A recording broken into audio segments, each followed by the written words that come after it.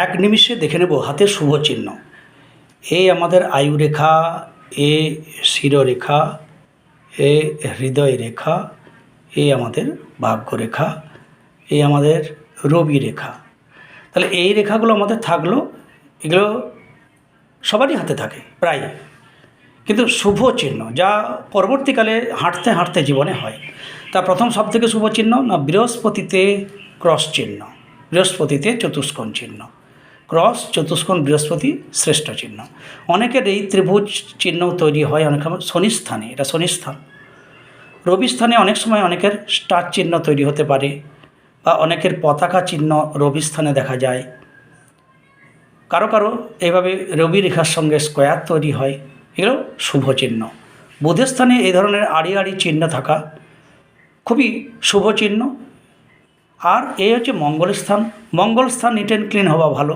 মঙ্গল স্থান থেকে যদি কোনো রেখা উঠে রবি স্থানে যায়, তারা ভীষণ অর্থনৈতিক দিক থেকে সমৃদ্ধশালী করার চিহ্ন। এবং আমাদের হস্ত করতলের মধ্যে কোথাও যদি মৎস্য চিহ্ন কারো থাকে, এইভাবে মৎস্য চিহ্ন, কারো হয়তো ফুলের চিহ্ন থাকলো, পদ্ম ফুল কি কোনো একটা ফুলের মতো চিহ্ন থাকলো, তাহলে এই চিহ্ন শুভ চিহ্ন। আরও নানান রকমের চিহ্ন হতে পারে, কারো চক্র থাকতে পারে,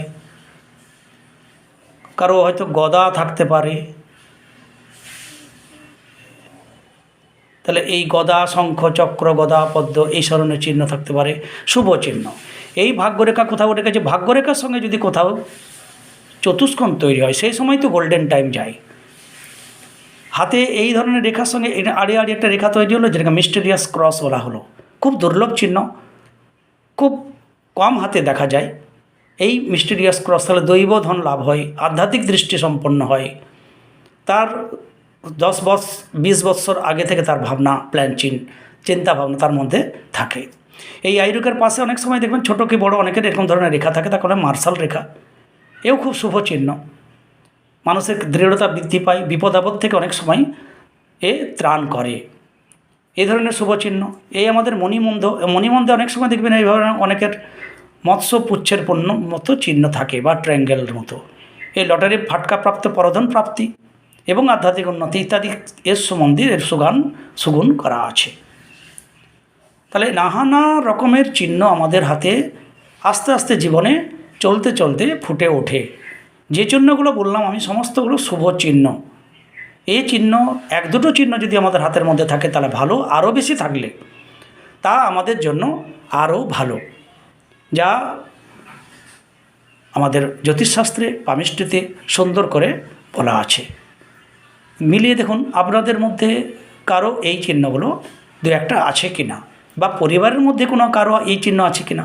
তাহলে আপনি বুঝতে পারবেন যে আপনার ওই পরিবারের ওই সন্তান নিজে লব্ধ প্রতিষ্ঠিত হবে, যশ প্রতিষ্ঠা সম্মান থাকবে, এবং অর্থনৈতিক, আধ্যাত্মিক সমস্ত দিক থেকে তার একটা সাফল্য থাকবে। এই চিহ্নগুলো আমাদের মায়ের পেট থেকে হয় না। এই বৃহস্পতিতে ক্রস এবং চতুষ্কোণ, ট্রায়াঙ্গেল, শনিস্থানে পতাকা চিহ্ন, এই রবি স্থানে এই ধরনের রেখাগুলো জীবনে চলতে চলতে হয়। যখন যে সময় এই রেখাগুলো হতে শুরু করবে তখন থেকে আপনি কনফার্ম হয়ে যাবেন যে আমার সামনে ভালো আছে। যখন প্রমিনেন্ট হয়ে যাবে, পরিষ্কার হয়ে যাবে রেখাগুলো, তখন তা ফল দিতে শুরু করে। সুতরাং যা জ্যোতিষশাস্ত্রে সুন্দর করে সামুদ্রিক শাস্ত্রে বলা আছে, তাই আমি খুব ছোট্ট করে আপনাদের কাগজ কলমে আমি বুঝিয়ে দিলাম, যাতে আপনাদের বুঝতে সুবিধা হয়। সঙ্গে থাকবেন, ভালো থাকবেন। জয় গুরু, জয় গুরু, জয় গুরু।